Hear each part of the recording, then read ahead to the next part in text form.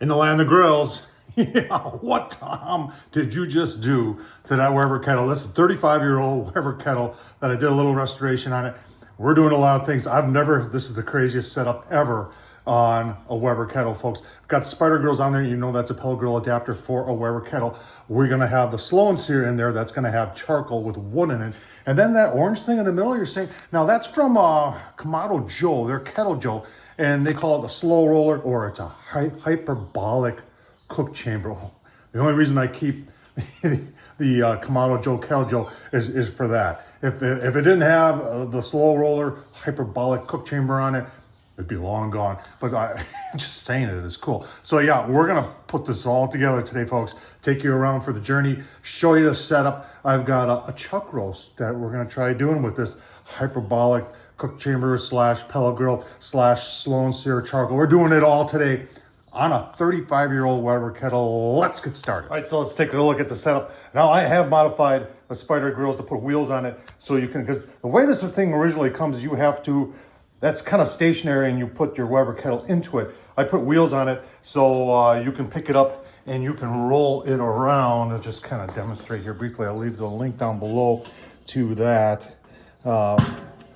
Mod, it was super simple to do, but we got slow and sear in there. We're gonna put 2 chunks of wood in there. First, I'm just gonna put like 2 briquettes on that side. We're gonna light them, and then we'll stack the rest. Water in the water trough. We got the pellet grill coming out right there. And then we've got the old slow roller. You're gonna go on top of it.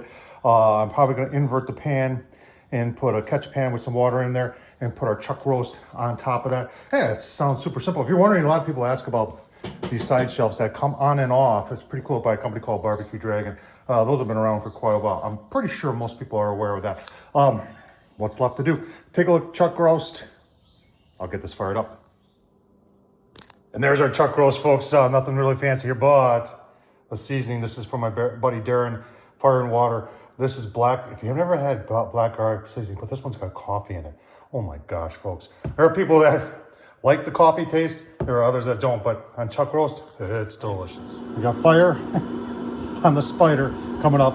We've got our water in there. I always put warm water. And then we let 3 briquettes, and you can see we have 1 big chunk of oak in there. And this is B&B, folks. I love B&B briquettes. We're gonna put the rest of it together, get that chuck roast on, and see how it works. All right, folks, just put the chuck roast on. I've got the spider set at 225. That probe, that's your PID probe that goes right up on grill grade level to tell that what to do. Now, I remember we got the slow and sear on the other side. I started the charcoal on this side. I've got the vents opposite it, and right now I got it at like 3/4. I'm not really sure. That's how I'm gonna control my flow, and I don't want that, obviously I don't want that charcoal to take off, so we'll probably back it down just a tad here and play it by ear. Like I said, we're in uncharted territory here, and it's a lot of fun. Give you a couple look-sees as we proceed.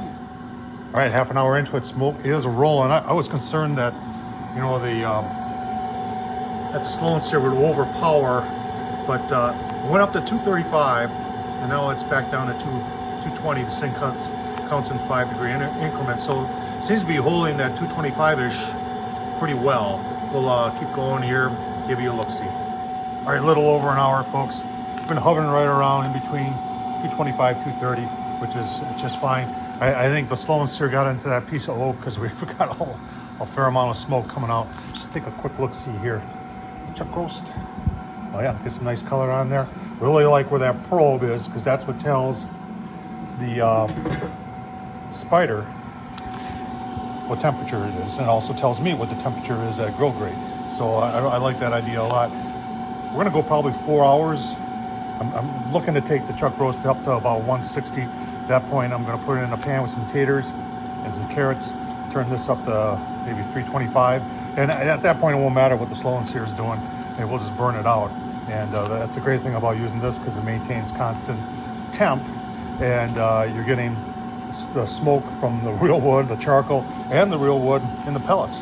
It's a crazy idea.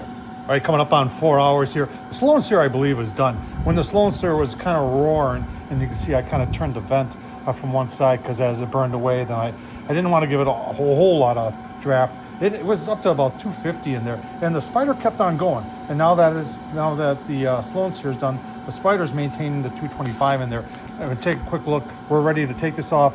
Aluminum pan with some taters, some carrots, and then we're just gonna turn this up to 300, 325, and we're gonna do it into our chuck roasters probe tender. Let's take a look. Oh yeah, really nice color on that with that coffee seasoning on it. Man, I'll tell you what, it's gonna be delicious. Next time you see it, we'll be taking a taste test. All right, we rested for well over an hour, and I gave her a pull there. So, oh, I better get you. Look at that. Look at the smoke ring. We gotta take a taste test. That looks just perfect. Oh, wow. Talk about smoke ring. Holy cow. That is pretty gosh darn impressive. On a 35-year-old Weber kettle, using the spider, using the Sloan Sear. I had pellets going. We had charcoal going, B&B, remember? A big chunk of oak in there. The slow roller. I know a lot of you are right now are saying, wow, that's just ridiculous. That don't look ridiculous. That looks pretty gosh darn good. Tom Horsman at YouTube. Thumbs up, leave a comment, and as always, thanks for watching.